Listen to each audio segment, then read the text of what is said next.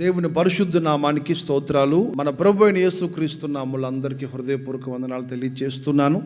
కొద్దిసేపు దేవుని మాటలు మనం ఆలకిద్దాం. గత కొన్ని వారాలుగా మనం ధ్యానం చేస్తున్నటువంటి వాక్య భాగం ఏమిటంటే, క్రీస్తు వలె ఉండుటకు మనము అన్ని విషయములలో ఎదుగుదుము అన్న మాటని గత కొన్ని వారాలుగా మనం ధ్యానం చేస్తూ వస్తున్నాం. దానిలో ఈరోజు మరొక విషయాన్ని కూడా మనం ధ్యానం చేయబోతున్నాం. చదవండి మన మూలవాక్యాన్ని. ఎఫెసీయులకు రాసిన పత్రిక 4వ అధ్యాయం 15వ వాక్యం చూద్దాం. ప్రేమ కలిగి సత్యము చెప్పుచు క్రీస్తు వలె ఉండుటకు మనము అన్ని విషయములలో ఎదుగుదుము. అందరూ ఒకసారి మాట చెప్పండి. క్రీస్తు వలె ఉండుటకు మనము అన్ని విషయములలో ఎదుగుదుము. సంఘము ఆధ్యాత్మికంగా ఎదగాలి, సామాజికంగా ఎదగాలి. సంఘం ప్రార్థనలో ఎదగాలి, విశ్వాసంలో ఎదగాలి, వాక్యములో ఎదగాలి, పరిశుద్ధతలో ఎదగాలి. ఇట్లా ఒక్క విషయం అందే దృష్టి నిలిపి, ఒక్క దాని మీదే మన మనసు నిలిపి మిగతా వాటిని నిర్లక్ష్యము చేయకుండానట్లుగా ఆధ్యాత్మికంగా అన్ని కోణాలలో మనం వర్ధిల్లుతూ ఉండాలి అనేది గత కొన్ని వారాలుగా మనం ధ్యానం చేస్తూ వస్తున్నాం. దానిలో భాగంగా పోయిన వారం నేను మీకు చెప్పిన విషయం ఏంటంటే, ఆధ్యాత్మికంగా మనం ఎదిగేటప్పుడు కొన్ని కష్టమైన విషయాలను మనం నిర్లక్ష్యము చేయకూడదు. చెప్పండి అందరూ ఒకసారి ఈ మాట. ఆధ్యాత్మిక ఎదుగుదలలో కష్టమైన విషయాలను నిర్లక్ష్యము చేయకుండా వాటిని కూడా ఇష్టపడి చేయాలి అనేది గత వారం మనం విన్న సారాంశం. ఈరోజు మరొక విషయాన్ని మనం ధ్యానం చేయబోతున్నాం. ఏంటంటే, ఆధ్యాత్మికంగా మనం ఎదగడానికి మనకు ఎదురవుతున్న ప్రతి ప్రతికూలతను మనము అనుకూలముగా మలుచుకోవాలి. అంటే మీకు అర్థమయ్యే భాషలో చెప్పాలి అంటే, ప్రతికూల పరిస్థితులు లేకుండా సంఘము ఆధ్యాత్మికముగా ఎదగదు. ఇంకొంచెం మీకు అర్థమయ్యే భాషలో చెప్పాలంటే, శ్రమ లేకుండా సంఘం ఆధ్యాత్మికంగా ఎదగదు. శోధన లేకుండా విశ్వాసి ఆధ్యాత్మికంగా ఎదగలేడు. నెలగ కొట్టబడకుండా సంఘం ఆధ్యాత్మికంగా ఎదగలేదు. సంఘం ఆధ్యాత్మికంగా ఎదగడానికి ఇది షార్ట్కట్లో వెళ్ళిపోతే కుదిరేది కాదు. ఆధ్యాత్మిక ఎదుగుదల అనేది ఖచ్చితంగా దీని వెనక కఠోర శ్రమ ఉండాలి, బాధలు ఉన్నాయి, కన్నీళ్ళు ఉన్నాయి, చాలా రకాలైన పరిస్థితులు సంఘాన్ని వెంటపడితే, ఆ పరిస్థితులన్నీ సంఘం వెంటపడితేనే సంఘం ఆధ్యాత్మికంగా ఎదగలుగుతూ ఉంది. అందుకనే క్రైస్తవ జీవితాన్ని గురించి మనం తెలుసుకోవాల్సిన ఒక పాఠం ఏమిటంటే, క్రైస్తవ జీవితం అనేది శ్రమల నుండి మనను తప్పించే మార్గము కాదు, కానీ శ్రమలలో సంతోషముగా మనల్ని నడిపించేదే క్రైస్తవ జీవితం. మరలా చెప్తున్నాను, క్రైస్తవ్యం అనేది శ్రమల నుంచి తప్పించేది కాదు, శ్రమలలో కూడా సంతోషంగా నడిపించేదే క్రైస్తవ్యం. ఇబ్బందులలో కూడా సంతోషంగా నడిపించేదే క్రీస్తు ప్రేమ. అందుకని మీరు పరిశుద్ధ గ్రంథంలో ఎక్కడైనా మీరు గమనిస్తే, యేసు ప్రభువును నమ్ముకుంటే శ్రమలు రావు అని ఎవరైనా చెప్పారా? ఎక్కడైనా మనకు వినబడిందా? ఏ దైవజనుడైనా యేసు ప్రభువును నమ్ముకున్నారు కదా, ఇక మీదట మీ కష్టాలు రావని ఎవరు చెప్పలేదు, చెప్పరు. ఒకవేళ చెప్పినా అది అబద్ధం. కారణం ఏంటంటే, పరిశుద్ధ గ్రంథంలో మనం ఒక మాటను చూస్తాం. చదవండి అపోస్తుల కార్యం 14వ అధ్యాయం 21, 22 వాక్యాలు చూడండి. వారు ఆ పట్టణములో సువార్తను ప్రకటించి అనేకులను శిష్యులుగా చేసిన తరువాత లుస్త్రకు, ఈకోనియకును, అంతియొకయకును తిరిగి వచ్చి శిష్యుల మనసులను దృఢపరిచి విశ్వాసమందు నిలకడగా ఉండవలననియు అనేక శ్రమలను అనుభవించి మనము దేవుని రాజ్యములో ప్రవేశింపవలననియు వారిని హెచ్చరించిరి. స్తోత్రం. గట్టిగా ఇప్పుడు చెప్పండి, శ్రమ లేదు అని దైవజనుడు చెప్పాడా? అనేక ప్రాంతాలలో సువార్త ప్రకటించిన తరువాత దైవజనుడు చాలా స్పష్టంగా సంఘాన్ని, లేక ఆయన వాక్యము ద్వారా కనిన పిల్లలను, లేక విశ్వాసములో ఎదుగుతున్న వారికి ఆయన చెప్పిన మాట 22వ వాక్యములో, శిష్యుల మనసులను దృఢపరిచి విశ్వాసమందు నిలకడగా ఉండాలని వారికి చెప్పి, ఆ తర్వాత ఆయన అంటాడు, అనేక శ్రమలను అనుభవించి మనము దేవుని రాజ్యములో ప్రవేశించాలి. ఆధ్యాత్మిక ఎదుగుదలకు మరొక ప్రాముఖ్యమైన అంశం శ్రమల మధ్యలో సంఘము కొనసాగాలి. చెప్పండి ఈ మాట ఒకసారి. శ్రమల మధ్యలోనే మన ఆధ్యాత్మిక జీవితం కొనసాగాలి, సంఘము కొనసాగాలి. ప్రతికూల పరిస్థితుల్లో సంఘము ఎప్పుడు కూడా నిర్లక్ష్యాన్ని చూపకూడదు. ప్రతికూల పరిస్థితులలో ఎప్పుడు కూడా సంఘము నిరాశ చెందకూడదు. ఎప్పుడు మనం అణగదొక్కబడినట్లుగా ఎప్పుడు బాధించబడకూడదు.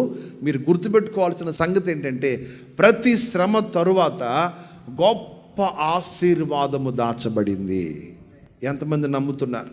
నమ్మితే గట్టిగా స్తోత్రం చెప్పండి. ప్రతి శ్రమ తర్వాత గొప్ప ఆశీర్వాదం దాచబడింది దేవుని సంఘం కొరకు. అందుకనే సంఘం ఎప్పుడు శ్రమలలో సంతోషపడుతూ ఉండాలి.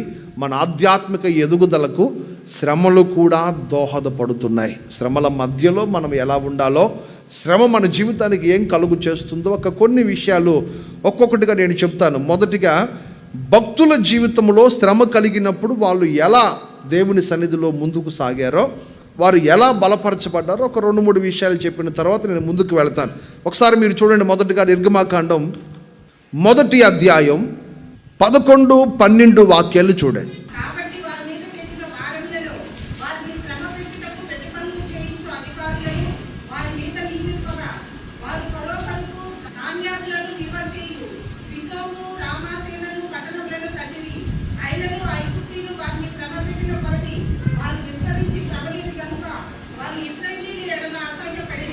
ఇక్కడ మీరు గమనిస్తే, ఇశ్రాయేలు ప్రజలకి ఐగుప్తులో ఉన్నప్పుడు కొన్ని బాధ్యతలు అప్పచెప్పారట. ఏమిటా బాధ్యతలు? 11వ వాక్యంలో, వారి మీద పెట్టిన భారములలో వారిని శ్రమ పెట్టుటకు వెట్టి పనులు చేయించు అధికారులను వారి మీద నియమింపగా, వారు ఫరో కొరకు ధాన్యాదులు నిలువ చేయు పట్టణములను కట్టారు. ఫరో కొరకు ధాన్యము నిలువ చేయడానికి కొన్ని పట్టణాలను కట్టించారు. ఎవరి ద్వారా? ఇశ్రాయేలు ప్రజల ద్వారా కొన్ని పట్టణాలను కట్టించారు ఐగుప్తు దేశంలో. వాళ్ళు ఏ పని చెప్తే ఆ పని ఇశ్రాయేలు ప్రజలు చేస్తూనే ఉన్నారు. మేము చేయము అని ఎప్పుడు అనలేదు, లేక మీరు చెప్పింది మాకు నచ్చలేదని ఎప్పుడు వారికి వ్యతిరేకంగా చెప్పలేదు. కారణం ఏంటంటే, వీళ్ళందరికీ తెలిసిన ఒక సత్యం ఏంటంటే, మనము పరాయి దేశంలో ఉన్నాం, ఇది మన దేశం కాదు. మనం పరాయి దేశంలో ఉన్నాం. ఇప్పుడు వీళ్ళు ఏం చెప్తే మనం అది చేయక తప్పదు అనే ఒక నిశ్చయతకు వాళ్ళు వచ్చేసారు. అప్పటికే శ్రమల మధ్యలో నలిగిపోతున్నారు. నానా వెట్టి చాకరి చేపిస్తున్నారు ఐగుప్తు ప్రజలు ఇశ్రాయేలుల చేత. ఇవన్నీ నమ్మకంగా వాళ్ళు చేస్తున్నప్పుడు కూడా, ఇప్పుడు 12వ వాక్యం మీరు చూస్తారు, అయినను ఐగుప్తీయులు వారిని శ్రమ పెట్టిన కొలది. ఇక్కడ మీరు గమనించండి, ఐగుప్తీయులు వారిని శ్రమ పెట్టారు. అయినను అంటే అర్థం ఏంటి? వీళ్ళు అడిగిందల్లా చేస్తున్నారు, వాళ్ళు చెప్పిందల్లా వీళ్ళు చేస్తున్నారు. ఇశ్రాయేలు ప్రజలు ఎక్కడా వారిని వ్యతిరేకించలేదు. వారి కొరకు నమ్మకంగానే, వారి పక్షముగానే వీరు ముందుకు సాగుతున్నారు. కానీ వారట, వీరు ఏ పని చేస్తున్నా వీరిని ఇంకనూ శ్రమ పెడుతూనే ఉన్నారు. దాని వలన జరిగింది ఏమిటో తెలుసు. ఇప్పుడు 12వ వాక్యం చూడండి. ఐగుప్తీయులు వారిని శ్రమ పెట్టిన కొలది వారు విస్తరించి ప్రబలిరి. స్తోత్రం చెప్పండి. మరలా ఆ మాట అందరూ ఒకసారి చదవండి. 12వ వాక్యం, నిర్గమాకాండం 1వ అధ్యాయం 12వ వాక్యం అందరూ కలిసి చదవండి ఒకసారి. అయినను ఐగుప్తీయులు వారిని శ్రమ పెట్టిన కొలది వారు విస్తరించి, శ్రమ పెట్టిన కొలది చెప్పండి ఈ మాట. అంటే ఎంత శ్రమ పెట్టబడ్డారో అంతగా విస్తరించారు. ఆమేన్. ఇప్పుడు చెప్పండి, శ్రమ మన ఆధ్యాత్మిక ఎదుగుదలకు దోహదపడుతుందా లేదా? శ్రమ మన ఆశీర్వాదానికి సహాయం చేస్తుందా లేదా? ఖచ్చితంగా సహాయం చేస్తుంది. ఎందుకనంటే, నిన్ను శత్రువు శ్రమ పెట్టిన కొలది దేవుడు నీ పక్షముగా నిలిచే ఉండబోతున్నాడు. శత్రువు నిన్ను ఇబ్బందులు పాలు చేసిన కొలది దేవుడు నీ పక్షముగా ద్వారాలు తెరవడానికి ఎప్పుడూ సిద్ధంగానే ఉంటాడు. అందుకని ఐగుప్తీయులు శ్రమ పెట్టినంత కాలం వీరు విస్తరించుతూనే ఉన్నారట, ప్రబలుతూనే ఉన్నారట, బాగుపడుతూనే ఉన్నారట. వీరి జీవితంలో దేవుని దీవెన చూస్తూనే ఉన్నారు. అందుకని 2వ మాట కూడా చూడండి. ఆదికాండం 49వ అధ్యాయం 22, 23, 24 వాక్యాలు చూద్దాం. యోసేపు ఫలించెడి కొమ్మ,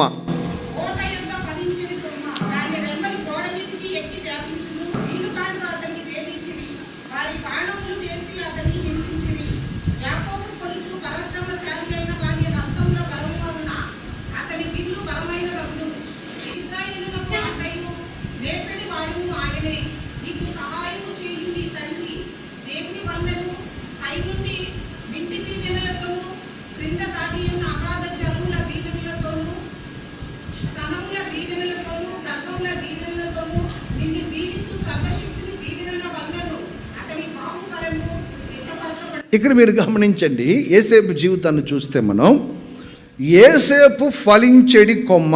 ఎవరట? యోసేపు ఎవరు? ఫలించే కొమ్మ.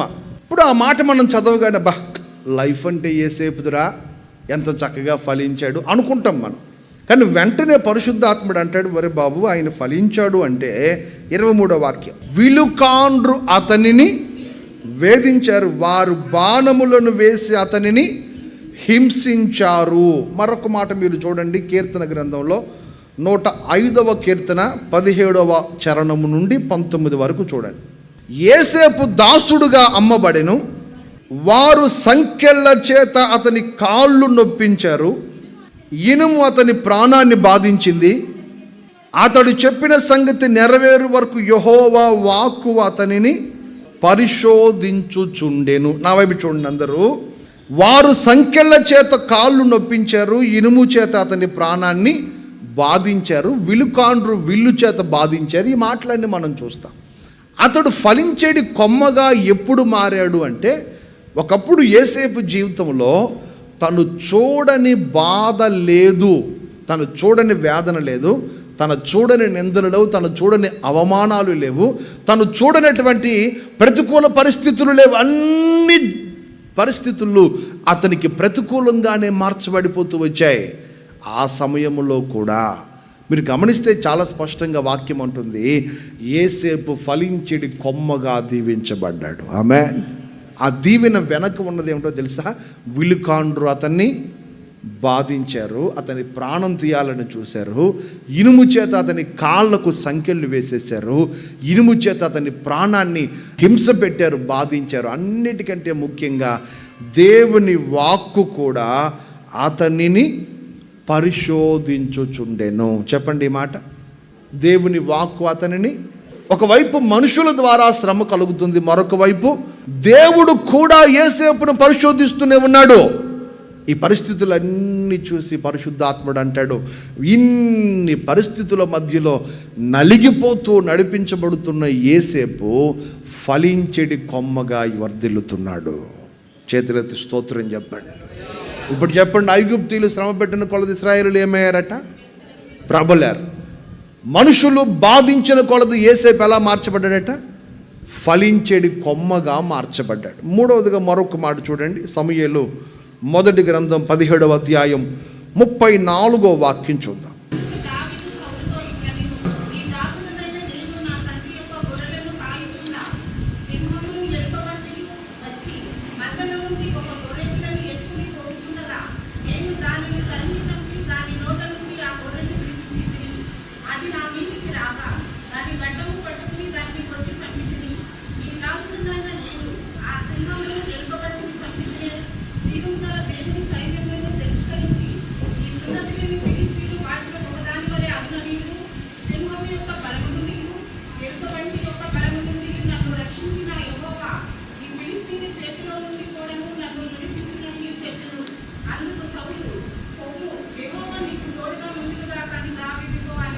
ఇక్కడ మీరు ఒక విషయాన్ని గమనించాలి. ఏంటంటే, ఒకప్పుడు దావీదు అడవిలో గొర్రెలు మేపుకుంటున్నాడు. వాళ్ళ నాన్నగారు ఇచ్చిన చిన్న మందను మేపుకుంటున్నాడు అడవిలో. ఆ సమయంలో ఒకసారి గొర్రె మందలో ఒక గొర్రె పిల్లని ఎత్తుకొని పోవడానికి ఎలుగుబంటి వచ్చింది. ఒక్కసారి సింహం వచ్చింది. సహజంగా ప్రస్తుత దినాలలో క్రూర మృగాలు అని చెప్పడంలో ఈ రెండు చాలా పెద్దవి. క్రూర మృగాలు అని చెప్పాలంటే వీటిని పరిచయం చేస్తారు చిన్నపిల్లలకు చదువుకునేటప్పుడు. సింహం క్రూర మృగం, అది. ఎలుగుబంటు సామాన్యమైనది కాదు. ఎలుగుబంట్లు కనబడుతున్నాయని రాత్రిపూట ఘాట్ రోడ్లో కూడా ప్రభుత్వం అనుమతి ఇవ్వదు. ఏమన్నా సింహాలు పులులు ఉన్నాయంటే, కాదండి, అంతకంటే భయంకరమైన ఎలుగుబంటు ఉంది అంటారు. ఎలుగుబంటు కనబడిందంటే ఆపేస్తారు ప్రభుత్వం. ఎందుకంటే అంత భయం. కారులో ఉన్నవాడిని ఏమన్నా చేస్తుందేమో, పోనీ లారీలో ఉన్నవాడిని ఏమన్నా చేస్తుందేమోనని భయం. దావీదు చిన్న పిల్లాడు, చిన్న వయసులో ఉన్నప్పుడు అడవిలో గొర్రెలు మేపుకునేటప్పుడు ఆ ఎలుగుబంటి వచ్చింది. ఒకసారి సింహం వచ్చింది. సహజంగా ఆ వయసులో దావీదు ఏమనుకోవాలి? నేను కష్టపడి మా నాన్న కోసం కష్టపడుతున్నాను, నేను కష్టపడుతున్న సమయం అంతా యెహోవా నా కాపరి, నాకు లేమి కలగదని పాటలు పాడుకుంటున్నాను, నీవే నా ఆశ్రయం అని పాడుకుంటున్నాను. నా దేవుణ్ణి తప్ప వేరొక ధ్యాస నాకు లేదు. దేవుణ్ణి కీర్తించడం తప్ప రెండవ మాట నా నోట రావడం లేదు. ఎంతసేపటికి దేవుని మీదే ఆనుకొని బ్రతుకుతున్నాను నేను. ఇంత బ్రతుకుతుంటే కూడా ఈ ఎలుగుబంటు, ఈ సింహము నా మీదకి వచ్చి దాడి చేస్తుంటే దేవుడు చూస్తూ ఊరుకున్నాడా? ఎందుకు ఈ శ్రమ వచ్చింది నాకు అని కుమిలిపోవాల్సిన వయసు అది. కానీ దావీదు ఏం చేశాడో తెలుసా? సింహం వస్తే దాన్ని వెంట పరిగెత్తుకొని వెళ్ళి దాన్ని నోరు చీల్చి ఆ నోటి నుంచి గొర్రెపిల్లను కాపాడుకొచ్చుకున్నాడు. చాలామంది చెప్పేది ఏమిటంటే, ఆ సింహము తన ఎరను పట్టుకొని వెళ్ళేటప్పుడట సామాన్యంగా నడిచేదానికంటే 6 వేగంతో పరిగెత్తగలుగుతుంది. ఎరను పట్టుకొని వెళ్ళేటప్పుడు మామూలు వేగం కంటే 6 వేగంతో వెళుతుందట. అంత వేగంతో వెళుతున్న సింహాన్ని ఎదుర్కొని పరిగెత్తుకుని దాని దగ్గరికి వెళ్ళి నోరు చీల్చేసి తన గొర్రెపిల్లను కాపాడి తెచ్చుకున్నాడు. అప్పుడు దావీదు ఏమనుకోవాలి? ఈ వయసులో ఇంత పెద్ద కష్టం వచ్చింది నాకు అనుకోవాలి. ఏమనుకోకుండా చీల్చి మరలా వచ్చి గొర్రెపిల్లను అక్కడ దించి చెట్టు మీద కూర్చొని పాటలు పాడుకుంటూ కూర్చున్నాడు. మరొక రోజు ఎలుకబంటి వచ్చేది, అది కూడా అట్లాగే చేస్తే దాన్ని చీల్చి గొర్రెపిల్లను కాపాడుకున్నాడు. ఈ రెండు ఎందుకు వచ్చాయో దావీదుకు తెలీదు. కానీ ఆ వయసులో ఈ రెండిటి మీద యుద్ధము చేయాల్సిన పరిస్థితిని దేవుడు దావీదుకు ఎందుకు అనుమతించాడో దేవునికి మాత్రమే తెలుసు. స్తోత్రం చెప్పండి, గట్టిగా చెప్పండి హల్లెలూయా. సింహాన్ని ఎందుకు చంపాడో దావీదుకు తెలీదు, ఎలుకబంటును ఎందుకు చంపాడో దావీదుకు తెలీదు. కానీ ఎవరికి తెలుసు? దేవుడికి తెలుసు. ఏం తెలుసు దేవునికి? ఈ రెండిటికంటే క్రూరమైన వాడు ఒకడు రాబోతున్నాడు ఇశ్రాయేలు ప్రజల మీదకి. వాడి ఎదుటికెళ్ళి నువ్వు నిలబడాలంటే మొదట నువ్వు సింహాన్ని చంపాలి. స్తోత్ర. వాడి ఎదుటికెళ్ళి నువ్వు నిలబడగలగాలంటే ఎలుకబంటును చంపాలి. ఒకవేళ దావీదు నువ్వు ఎట్లా చంపగలవు, గొలియాతుని ఎట్లా చంపగలవు అని రాజు అడిగితే దావీదు చెబుతున్న రెఫరెన్స్ ఇదే. అయ్యా, మీకు తెలుసో లేదో, ఒకప్పుడు అడవిలో నేను గొర్రెలు మేపుకుంటున్నప్పుడు సింహం వచ్చింది, ఎలుకబంటు వచ్చింది. వాటి వెంటబడి నోరు చీల్చి నా గొర్రెపిల్లని కాపాడుకొచ్చుకున్నాను. అవి రెండు చంపిన నాకు వీడిని చంపడం పెద్ద లెక్క అంటే అప్పుడు సౌలుకు ధైర్యం వచ్చింది, దావీదు ఏమైనా చేయగలడు అని. స్తోత్రం చెప్పండి. ఇప్పుడు మిమ్మల్ని ఒక మాట అడుగుతాను, ఒకవేళ ఆ రెండింటినీ కానీ దావీదు చంపి ఉండకపోతే గొలియాతు మీదకి వెళ్ళడానికి సౌలు అనుమతించేవాడా? ఎందుకు అనుమతి ఇవ్వడు? నీ వయసు చిన్నది, ఒరే నీకంటే కొమ్ములు తిరిగిన మనుగాళ్ళు ఉన్నారా సైన్యంలో, వీళ్ళందరినీ కాదని నువ్వెట్లా వెళ్ళి చంపుతావు వాడిని అంటాడు. ఇప్పుడు దావీదు చెప్పిన మాటని సౌలుకి ఒక్కసారి నరాలన్నీ జీవుమన్నాయి.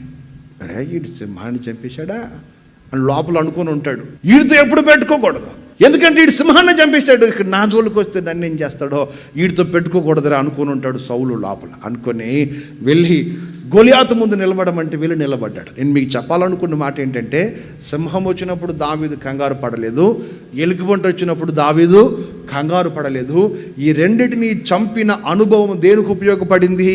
సర్వ సమాజానికి విజయం అనుగ్రహించబడాలి అంటే ఇలాంటి శ్రమలలో నలిగిన ఒకడు గొలియాతు ముందు నిలబడాలి. అందుకనే గొలియాతు దగ్గరికి వెళ్ళి నిలబడినప్పుడు దావీదు ఏమి గొప్పలకు పోకుండా చాలా ధైర్యంగా వెళ్ళిపోతున్నాడు. 40 రోజుల పాటు యుద్ధ భూమిలో ఉన్న సైనికులందరూ గడగడలాడుతుంటే కూడా దావీదు ఎక్కడా బెదరలేదు. వాడు ఆజానుబాహుడని బెదరలేదు, వాడి కేకలు విని భయపడలేదు, వాడి చరిత్ర తెలుసుకొని భయపడలేదు, ధైర్యంగా వెళుతున్నాడు. దావీదు ధైర్యం ఏంటో తెలుసా? ఒకప్పుడు సింహాన్ని నా చేతికి అప్పగించిన వాడు గొలియాతును కూడా నా చేతికి అప్పగించగలడు. ఇప్పుడు చెప్పండి, శ్రమ రావడం మంచిదా కాదా? ఒకప్పుడు నీకు వచ్చిన శ్రమ, రాబోతున్న రోజుల్లో నీవు నిలబడవలసిన గొలియాతులు ఎంతోమంది ఉన్నారు. వారి ముందు నువ్వు నిలబడాలంటే ఇప్పుడు సింహం నీ ముందు నిలబడాల్సిందే, నువ్వు సింహంతో పోరాడాల్సిందే, ఇప్పుడు నువ్వు శ్రమలలో నలగాల్సిందే. ఈ రెండింటితో నలిగిన అనుభవమే దావీదును గొలియాతు ముందు విజయ వీరుడిగా నిలబెట్టింది. నా ప్రియ దేవుని సంగమా, ప్రతికూల పరిస్థితులన్నీ మనము అనుకూలముగా మలుచుకుందముగాక. ఎందుకంటే ఆధ్యాత్మికంగా మనం ఎదగాలంటే ప్రతికూల పరిస్థితులు తప్పక రావాల్సిందే. 4వ మాట కూడా చూడండి, యోబు గ్రంథం 17వ అధ్యాయం 6వ వాక్యం నుండి 9వ వాక్యం వరకు చూడండి. ఆయన నన్ను జనులలో సామెతకు ఆస్పదముగా చేసి ఉన్నాడు. చెప్పండి ఈ మాట ఒకసారి. దేనికి ఆస్పదంగా చేశాడట? సామెతకు ఆస్పదముగా అంటే ఏంటి? పిల్లలు ఎవరైనా సరిగ్గా చదవట్లేదు అనుకోండి, వాళ్ళ అమ్మ నాన్న వాడిని పిలిచి, వరే చదవకపోతే ఇబ్బంది పడతావురా, లేకపోతే నీకు ఇబ్బంది పడతావమ్మా, ఎదిగిన తర్వాత అందరూ బాగుపడతారు, నువ్వు బాగుపడరా అని చెప్తే సరిపోయాయి. వాళ్ళు ఏం చెప్తారో తెలుసా? చదవకపోతే ఈ పక్కింట్లో ఒక అన్నయ్య ఉన్నాడులే, వాడిలాగా అవుతావు అంటారు. వాడు ఏమయ్యాడు? చదువు సంధ్య లేకుండా బలాదూర తిరిగి, చెట్లెంబట పొట్లెంబట తిరిగి జీవితం నాశనం చేసుకొని ఇప్పుడు ఎందుకు పనికి రాకుండా ఊళ్ళో ఉన్న వాళ్ళందరి చేత, ఆ వీధిలో ఉన్న వాళ్ళందరి చేత అసహించబడుతూ, వాళ్ళందరూ సరదాగా వాడు జోకులు వేసుకోవడానికి పనికొస్తున్నాడు. వాడు అట్లా బ్రతుకుతున్నాడు. అట్లాంటి వాడిని చూపించి పిల్లలకు తల్లిదండ్రులు చెప్తారు, ఒకవేళ నువ్వు చదవకపోతే వాడిలాగా అవుతావురా అంటారు. అంటే అర్థం ఏంటి? వాడు నాశనం అయిపోయాడు, నువ్వు కూడా నాశనం అయిపోతావు. వాడు ఎందుకు పనికి రాకుండా పోయాడు, నువ్వు కూడా ఎందుకు పనికి రాకుండా పోతావు అని ఒకరిని చూపిస్తారు, రెఫరెన్స్గా చూపిస్తారు తల్లిదండ్రులు పిల్లలకి. ఇది సామెతకు ఆస్పదముగా అంటే నిన్ను చూపించి, నీ నాశనాన్ని చూపించి, నీ కష్టాన్ని చూపించి, నీ శ్రమను చూపించి అవతల వాడు నవ్వుకుంటున్నాడు, అవతల వాడు ఎంజాయ్ చేస్తున్నాడు. నువ్వు నాశనం అవుతుంటే వాడు సంతోషపడుతున్నాడు, నువ్వు కలవరపడుతుంటే వాడు సంతోషపడుతున్నాడు, నువ్వు ఏడుస్తుంటే వాడు గంతులేస్తున్నాడు. ఇట్లా అయిపోయింది యోబు గారి జీవితం ఒకప్పుడు. ఆ తర్వాత ఆ పరిస్థితులన్నీ అనుభవించి చివరికి మీరు 9వ వాక్యం చివరి మాట చూస్తే, నిరపరాధులు అంతకంతకు బలము నొందుతారు. మరొక మాట చూడండి, యోబు గ్రంథం 13వ అధ్యాయం 15వ వాక్యం. ఆయన నన్ను చంపిన, నేను ఆయన కొరకు కనిపెట్టుచున్నాను, ఆయన సన్నిధిని నా ప్రవర్తన న్యాయమని రుజువు పరుతును. అందరూ ఒకసారి నా వైపు చూడండి. ఈయన పరిస్థితి ఒకప్పుడు ఎట్లా ఉందంటే సామెతకు ఆస్పదముగా ఉందట. తర్వాత అంటాడు, నలుగురు నా ముఖం మీద ఉమ్మేస్తున్నారు, నా కనుదృష్టి దుఃఖము చేత మందమైపోయింది, నా అవయవాలన్నీ నీడవలే అయిపోయి. యథార్థవంతులు దీన్ని చూసి ఆశ్చర్యపడతారు, నిర్దోషులు భక్తిహీనులు స్థితి చూచి కలవరపడతారు, నీతిమంతులు తమ మార్గాన్ని విడవక ప్రవర్తిస్తారు, నిరపరాధులు అంతకంతకు బలము పొందుతారు. 6వ వాక్యం అంతా మీరు చదువుకుంటే, నన్ను సామెతకు ఆస్పదంగా చేశాడు దేవుడు, నా ముఖం మీద నలుగురు ఉమ్మేస్తుంటే చూస్తూ ఊరుకున్నాడు ఆయన, నా కనుదృష్టి దుఃఖం చేత మందమైపోయింది, నా అవయవాలన్నీ నీడలాగా అయిపోయినాయి, అయినను నేను మరలా తిరిగి బలాన్ని పొందుకుంటాను. స్తోత్రం చెప్పండి హల్లెలూయా. అట్లాంటి వ్యక్తి చివరికి ఏ స్థితికి వచ్చాడో తెలుసా? మీరు 13వ అధ్యాయం 15వ వాక్యంలో చూస్తే, ఆయన నన్ను చంపినా నేను ఆయన కొరకే కనిపెడతాను. చెప్పండి ఈ మాట ఒకసారి. ఆయన నన్ను చంపినా సరే నేను ఎవరి కోసం నిలబడతాను? ఆయన కొరకే నిలబడతాను, ఆయన కోసమే నేను కూర్చుంటాను, ఆయన కోసమే నేను పరుగులెడతాను, ఆయన కొరకే నేను బ్రతుకుతాను. ఎక్కడి నుంచి వచ్చింది నీకు త్యాగం? ఎక్కడి నుంచి వచ్చింది నీకు సమర్పణ? ఎక్కడి నుంచి వచ్చింది నీకు ప్రతిష్టత అని అడిగితే, ఏం లేదయ్యా, నన్ను చూసి నవ్వుకుంటున్నారు, వరే సంపాదించిన ఆస్తులు కాపాడుకోకపోతే యోబులాగా అయిపోతారా అనుకుంటున్నారు దేశం అంతా. యథార్థంగా లేకపోతే యోబులాగా అయిపోతారా, నాశనం అయిపోతారా అనుకుంటున్నారు లోకమంతా. కనబడినాడు చూసి, నీదొక బ్రతికేనా అంటున్నారు, ముఖం మీద ఉమ్మేస్తున్నారు. ఒక్క బ్రతుకుతూ నువ్వు బ్రతుకుతున్నావు, ఎందుకురా నీ బ్రతుకు సావరాదు దేంట్లో అన్నది మాట్లాడుతున్నారు యోబుని. ఏడ్చి కళ్ళు వాసిపోయట. ఆ కళ్ళు వాచిపోయి కన్నులు కూడా సరిగా కనబడనంతగా ఏడ్చాడు. అంత శ్రమ తనను ఆవరించింది. మీరు చివరి అధ్యాయంలో చూస్తే మొదట అనుభవించిన దానికంటే 2 యోబు దీవించబడెను. చేతులెత్తి బిగ్గరగా స్తోత్రం చెప్పండి హల్లెలూయా. ఇప్పుడు చెప్పండి, ఐగుప్తీయులు శ్రమ పెట్టిన కొలది ఇశ్రాయేలీయులు ఏమయ్యారట? విస్తరిస్తున్నారు, ప్రబలుతున్నారు. యేసేపును వారు నలగొట్టిన కొలది ఈయన ఎలా మార్చబడ్డాడట? ఫలించెడి కొమ్మగా మార్చబడ్డాడు. తర్వాత దావీదు సింహాన్ని ఎలుకబంటును తరుముకుంటూ జీవిత కాలమంతా ఇదే నా బ్రతుకని బాధపడిపోకుండా వాటి వెంట పరిగెడుతూ ఉంటే, ఒక రోజున ఇశ్రాయేలు సర్వ సమాజానికి విజయాన్ని చేకూర్చగలిగిన ఒక యోధునిగా గొల్యాతు ఎదుట దేవుడు నిలబెట్టాడు దావీదుని. శ్రమ అనేది నిన్ను మరొక మెట్టెక్కిస్తుంది కానీ ఎప్పుడు నిన్ను కిందకు లాగదు. యోబు జీవితంలో కూడా కన్ను కనబడలేనంతగా కన్నులు మందమెక్కిపోయాయట. ఏడ్చి ఏడ్చి ఏడ్చి తనను చూసిన వాళ్ళందరూ హేళనగా మాట్లాడుతున్నారు, నవ్వుతున్నారు, బాధిస్తున్నారు. చివరికి తను ఏ స్థితికి ఎదిగాడంటే, నాకు ఆయన తప్ప ఇంకెవరు అక్కర్లేదు, ఆయన చంపినా నేను ఆయన కొరకే కనిపెడతాననే స్థాయికి దేవుని కొరకు ఎదిగాడు భక్తుడైన యోబు గారు. చివరికి ఆయన పోగొట్టుకున్నదంతా ప్రభు ఇవ్వడం మాత్రమే కాకుండా రెండంతలుగా దీవెన నొందాడు.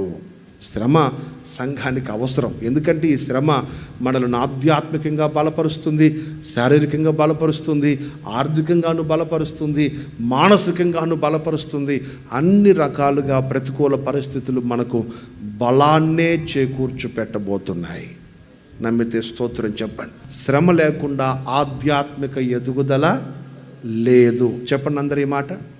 శ్రమ లేకుండా ఆధ్యాత్మిక ఎదుగుదల ఉండదు. పోయిన వారం చెప్పాను మీకు, కష్టమైన వాటిని కూడా ఇష్టముతో నీవు నెరవేర్చినప్పుడే ఆధ్యాత్మికంగా మనము ఎదగగలం.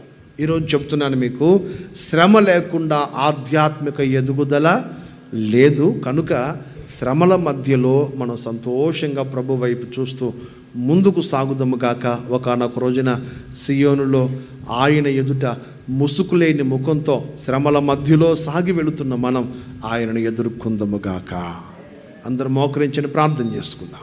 ప్రేమాపూర్ణుడైన మా తండ్రి, మీకు స్తోత్రాలు. గొప్ప దేవుడవనైనా, ఆధ్యాత్మిక ఎదుగుదలలో భాగంగా ఈరోజు మీరు మాకు నేర్పించిన పాఠం, శ్రమ లేకుండా ఆధ్యాత్మిక ఎదుగుదల లేదు అని తేటగా తెలియచేశారు. శ్రమల మధ్యలో ఎలా నీ కొరకు నిలబడాలో, శ్రమ మమ్మల్ని ఏ విధంగా వర్ధిల్ల చేస్తుందో తేటగా ఒక్కొక్క విషయాన్ని తెలియచేస్తూ వచ్చారు. శ్రమల మధ్యలో సంతోషించుచు నీ వైపు చూసే భాగ్యము, కృప మాకు దయచేయండి. ఈ మాటలు విన్న వారందరినీ, ఎంతమంది ఈ కార్యక్రమాన్ని వీక్షించున్నారో వారందరినీ కూడా శ్రమల మధ్యలో సంతోషంగా నీ వైపు చూస్తూ ముందుకు సాగడం వారికి నేర్పించండి నాయనా, కృపనివ్వండి. నేను మేమంతా ప్రతి పరిస్థితుల మధ్యలో ఆధ్యాత్మిక ఎదుగుదలకు మేము సిద్ధంగా ఉన్నామని సంతోషించు ముందుకు సాగడానికి కృప దయచేసి మహిమ పొందుకోమని ప్రార్థన చేస్తున్నాను. దైవమా, ఈ మాటలు ఇంతవరకు మా ఆధ్యాత్మిక జీవిత ఎదుగుదలకు దోహదపడతాయని నమ్ముతున్నాను. ఖచ్చితంగా ఈ మాటల ద్వారా అనేక కుటుంబాలు ఆదరించబడునుగాక, అనేక జీవితాలు నీ కొరకు వర్ధిల్లుదురుగాక. ఆధ్యాత్మిక జీవితంలో ముందుకు సాగటం కృప దయచేసి మహిమ పొందుకోండి. ఇంతవరకు మాతో ఉన్నందుకు స్తోత్రాలు చెల్లిస్తూ యేసయ్య పరిశుద్ధ నామాన ప్రార్థించి వేడుకొనిచున్నాము తండ్రి, ఆమేన్. మన ప్రభువైన యేసుక్రీస్తు కృప, తండ్రి అయిన దేవుని ప్రేమ, పరిశుద్ధాత్మ దేవుని సహవాసం, తిరుమనంతో ప్రార్థించిన వారికి సకల పరిశుద్ధులకును ఆయన సన్నిధి కాంతి సదాకాలము తోడై నడిపించునుగాక. ఆమేన్.